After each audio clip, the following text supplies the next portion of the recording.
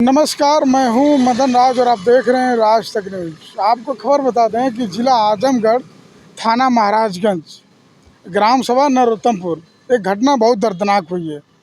वहां पे बता दें कि प्रभात नाम का जो लड़का था, प्रभात मिश्रा, अपने पुराने घर से नए घर बाजार में खाना खाने के लिए निकला था, लेकिन वो घर नहीं पहुंचा। और बता दें कि घर वालों ने गुमशुदा की रिपोर्ट दर्ज कराई महाराजगंज थाने में, लेकिन सुबह उसकी लाश मिली उसी के कुछ दूर खंडहर में। उसी का खंडहर था। पुलिस तफ्तीश शुरू की, लेकिन बता दें कि घर वालों ने दूसरे लोगों के ऊपर मुकदमा दर्ज कराया। पुलिस बताएगी, मैं वीडियो दिखाऊंगा आपको। लेकिन जब पुलिस ने तहकीकात शुरू की तो असली कातिल चाचा निकला। क्यों निकला? आपको बता दें कि चाचा को ये था कि इकलौता वारिस प्रभात मिश्रा था, क्योंकि 3 लोगों में अकेला ही वारिस प्रभात मिश्रा था और बाकी लोगों की लड़कियां थीं। तो चाचा सोचता था कि सारी संपत्ति इसी की हो जाएगी। और सबसे बड़ी बात है कि बाबा उसको बहुत मानते थे और कुछ दिन पहले करीबन 2 बिस्सा ज़मीन उसके माँ के नाम से रजिस्ट्री कराई गई थी और कहीं पे मुकदमा चल रहा था। तो उसका पैसा समझौता के तहत करीबन 10 लाख रुपए मिला था। उसका भी पैसा उसी के नाम से या उसके परिवार को दिया गया। तो चाचा को ये लग रहा था कि हम सभी भाइयों की लड़की है और यही इकलौता वारिस पड़ रहा है प्रभात मिश्रा, तो यही सब आगे चल के मालिक होगा। तो कहानी यूँ है कि रात में जब निकला प्रभात मिश्रा अपने घर खाना खाने के लिए, बाजार में घर था वहाँ पे पुराने घर से, तो रास्ते में देखा कि खंडहर में कोई टार्च जला रहा है। आपको बता दें, मीडिया रिपोर्ट के अनुसार बता रहा हूँ कि मीडिया में छपी है कि कोई घर उस खंडहर में टार्च जला रहा था। और जब ये गया देखा तो अपना खुद का चाचा रामचंद्र मिश्रा कटहल तोड़ रहे थे चोरी से, मीडिया में छपी है। और ये जब गया वहाँ पे तो उनसे बतरज हुई और ये पूरी जानकारी लेना चाहे, लेकिन जब वो जानकारी नहीं दिया, पूछ कर एक तरह से कहा जाए तो हत्या कर दिया। लेकिन घर वालों को जाकर कुछ और बात बताई और उसके बता दें कि घर वालों को भी झांसे में रखा। लेकिन पुलिस को किसी मुखबिर ने बताया कि असली कातिल चाचा है, जो रामचंद्र मिश्रा है। पुलिस उठाई और लेकर गई महाराजगंज थाने में, और जब अपने हिसाब से पूछी तो उन्होंने कबूल किया। आइए, पुलिस कह रही है कि किस तरह चाचा को किसी मुखबिर के कहने पे पकड़ा गया।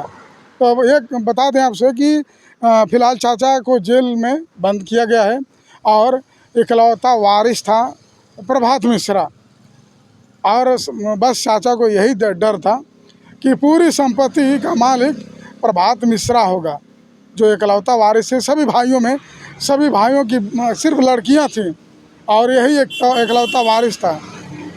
तो एक तरह से कहा जाए कि संपत्ति को लेकर चाचा ने भतीजे को मार डाला। तो आइए हम आपको आजमगढ़ पुलिस के उस बयान को सुनाते हैं। तो आपकी क्या राय है कमेंट बॉक्स में ज़रूर लिखिए। ऐसे खबरों के लिए राज तक न्यूज चैनल देखते रहिए। मामले में क्या था मामला और किस तरह से गिरफ्तारी हुई है? देखिए, थाना महाराजगंज में 5 तारीख को एक सूचना मिली थी कि शाम में एक जो लड़का है प्रशांत मिश्रा नाम का, करीब 20 वर्ष के आसपास उसकी उम्र है, वो अपने दादा के घर से अपने घर पे निकला था और उसके बाद में फिर रास्ते में गायब हो गया। इसकी तत्काल जो थाना प्रभारी के द्वारा घटनास्थल का निरीक्षण किया गया और उसमें गुमशुदगी दर्ज की गई। अगले दिन जो प्रशांत मिश्रा हैं, उनकी जो डेड बॉडी है उनके एक पुराने घर के जो वहीं घर के पास में ही है, उसके हाथे में बाउंड्री वॉल के अंदर पे मिली। और उसके बाद में इसमें 2 लोगों के खिलाफ में 22वां में जो तहरीर प्राप्त हुई थी, एक कृष्ण चंद्र मिश्रा हैं और दूसरे हैं कृष्णमणि मिश्रा, जो कि जमुना प्रसाद के ही पुत्र हैं और ये वहीं उसी गांव के ही रहने वाले हैं और इनके दूर के रिश्तेदार हैं। उसी पे हमारी जो टीम है, इसमें लगातार चूँकि घटना थोड़ी सी इस तरह की लग रही थी कि लड़का अपने दादाजी के घर से अपने घर जाने के लिए निकला और उसके बाद में रास्ते में गायब हो गया। और जब ये सारी चीज़ों की जांच की गई तो पता चला कि जिनके ऊपर आरोप लगाए हैं वो अपने घर पे ही थे उस समय। तो थोड़ा सा इसमें संदेह हो रहा था कि घटना में हो सकता है कोई और लोग भी शामिल हो। हम लोगों ने इसमें जो भी विधिक प्रक्रिया है उसको अपनाते हुए पहले इसको मुकदमा पंजीकृत किया गया। उसके बाद में इसमें टीमें गठित की गई। पोस्टमार्टम रिपोर्ट है, उसमें भी जो कॉज ऑफ डेथ है वो ब्लंट ऑब्जेक्ट इसमें आया था। तो उसके बाद में जो जांच पड़ताल की गई तो इसमें जो मृतक हैं प्रशांत मिश्रा, उनके जो चाचा हैं रामचंद्र मिश्रा, इनका इसमें नाम प्रकाश में आया है। और जब इनसे संदेह के आधार पर जब हमने पूछताछ किया गया तो फिर इनके द्वारा जो जुर्म है उसका इन्होंने इकबाल किया और इन्होंने ये बताया कि जो इनके जो पिताजी हैं, मतलब जो मृतक हैं उनके जो दादा हैं, उसके द्वारा जो मृतक को काफ़ी प्यार वो करते थे, तो कुछ इनको ये लग रहा था कि उनके जो दादा के नाम पे जो प्रॉपर्टी है वो भी इनको मिलने वाली है।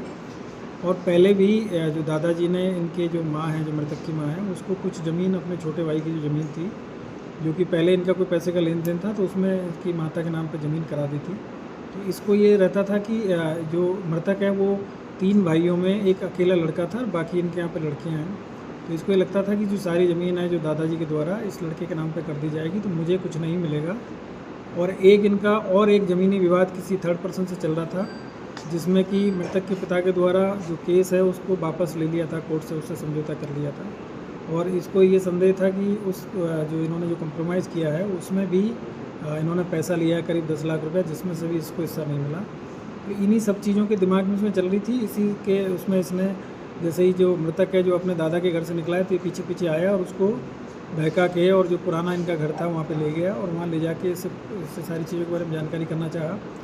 जब लड़के ने बताने से मना किया तो फिर इसने उसको पीटा और पीटने के बाद में उसने भी प्रतिरोध किया। तो उसी दौरान फिर इसने वहीं से जो ईंटा जो पड़ी हुई थी उसको निकाल के और उसके ऊपर प्रहार किया और उसके चेहरे पे, उसके सिर पे कई प्रहार किए और उसी पे वो वहीं पे फिर वो बेहोश होकर गिर गया और फिर उसकी डेथ हो गई।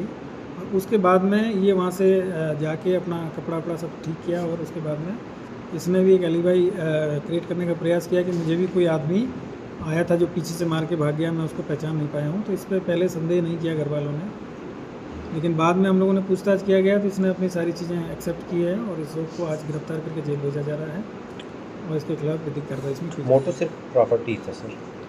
प्रॉपर्टी और एक ज्वेलरी जो होती है परिवार में, क्योंकि इनके 2 लड़कियां हैं और जो भाई है उनके लड़का था, तो ये भी ज्वेलरी थी।